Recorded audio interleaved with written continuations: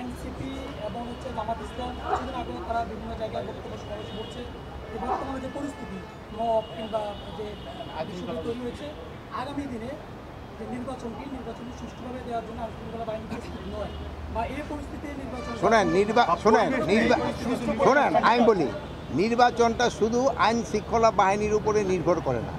নির্বাচনের একটা one stake হলো একটা হলো আইন শৃঙ্খলা বাহিনী, আর একটা হলো আমাদের প্রশাসনে যারা কর্মকর্তা আছেন তারা, আরেকটা আছে হলো আমাদের ইলেকশন কমিশন, আর একটা হলো কি জানি আরও একটা আছে ইলেকশন কমিশন, তারপরে হলো আরেকটা আছে যে আমাদের যারা এই পার্টিগুলি যারা অংশগ্রহণ করে তারা।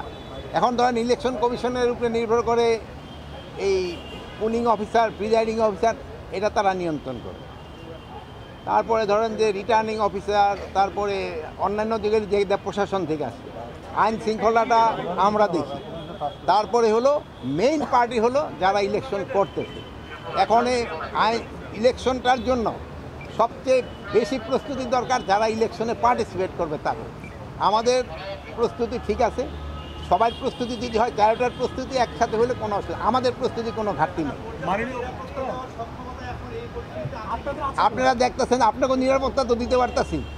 তাদের যে স্পেসিফিক কোশ্চেন যে সুষ্ঠু পরিবেশটা নেই, এটা আমরা জানতে যাচ্ছি। এইগুলি হলো মানে রাজনীতিতে অনেক অনেক কথা বলে, এটা তাদেরও জিজ্ঞেস করতে পারেন। আমার যদি জিজ্ঞেস করেন আমি ওনাদের প্রশ্নের উত্তর দিব না। আমরা আমাদের প্রস্তুতি আমরা নিচ্ছি। তাদের সঙ্গে আপনি একমত? তাদের সাথে না, আমি হলো আমার প্রস্তুতি আমি নিয়ে যাচ্ছি। পরিবেশ আছে, আমরা প্রস্তুতি, যেহেতু আমরা আরও সময় আছে প্রায় 5-6 মাসের মতো, আমরা প্রস্তুতি নেওয়া শুরু করে দিছি। ওই সময় ইলেকশনের সময় আমার মনে হয় না আইন শৃঙ্খলার থেকে কোনো রকমের অসুবিধা হবে। মাননীয় উপদেষ্টা, এখনো বিভিন্ন জায়গায় মব হচ্ছে।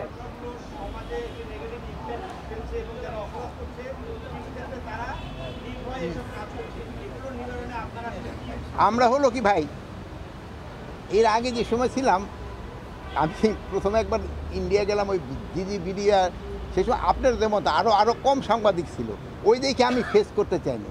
এখন আল্লাহ দিলে আপনাদের সংখ্যা অনেক বাড়ছে, এই জন্য কিন্তু কানাকানসিতে কোথায় কী ঘটনা ঘটছে আমরা কিন্তু সাথে সাথে রিপোর্ট পাই। আগে একটা ঘটনা ঘটলেও কিন্তু সংবাদটা পাওয়া যেত না। তো আপনি যদি আগের সাথে তুলনা করেন, মব কিছুটা কমে আসছিল, বাট পরে আবার এই 2-3 দিনের আগে যে কুমিল্লা একটা ঘটনা ঘটছে, চিটাগাং একটা ঘটনা ঘটছে, লালমনিরহাটে একটা ঘটনা ঘটছে, ফরিদপুরে একটা ঘটনা ঘটছে। বাট এগুলি যেন ভবিষ্যতে আর না ঘটে, এই জন্য কিন্তু আমরা প্রপার অ্যাকশন নিচ্ছি এবং এটার সাথে যারা যারা জড়িত তাদের বিরুদ্ধে কিন্তু ব্যবস্থা নেওয়া হচ্ছে। আমার একটা প্রশ্ন,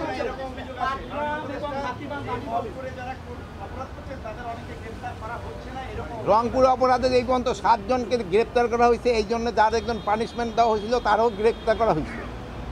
এখন ওই কি গ্রেপ্তারে করার সমস্যাটা হয়, যে অন্যায় করে সে তো আর ওই এলাকায় সহজে থাকে না, সে তো পালায়, তাই তো খুঁজে বের করতে একটু সময় দিতে হবে।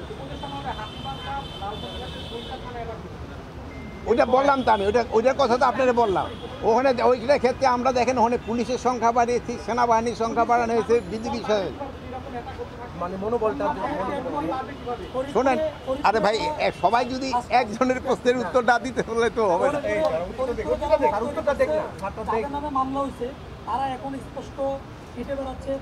না কোথায় হেঁটে বেড়াচ্ছে তাদের আমি সকালেও স্পিডে বলছি যে তাদের ধরার জন্য বলেছে। যদি হেঁটে বেড়ায় থাকে আপনারা ওই ধরে দিয়েন কোথায় হেঁটে বেড়াচ্ছে। তা আপনারা ভালো থাকেন, দোয়া করি, আল্লাহ হাফেজ। আমি ওনার একটা উত্তর দেবো, যেহেতু নাহলে আবার ই হয়ে যাবে। আপনার প্রশ্নের উত্তরটা দেবো। হ্যাঁ বলেন।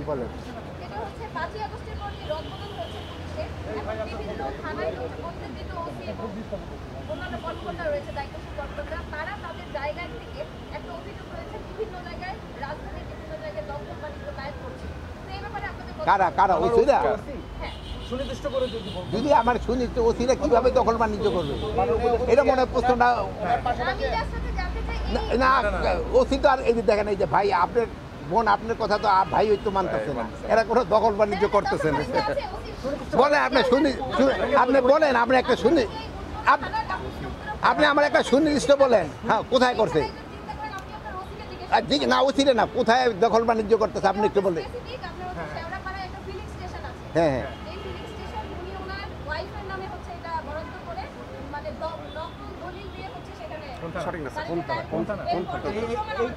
কার কাছে শোনেন, আপনার যদি এই প্রমাণ থাকে, এই ডিসি আছে, আপনি ডিসির কাছে দেন, ঠিক আছে? যদি প্রমাণ থাকে ডিসির কাছে দেন। আচ্ছা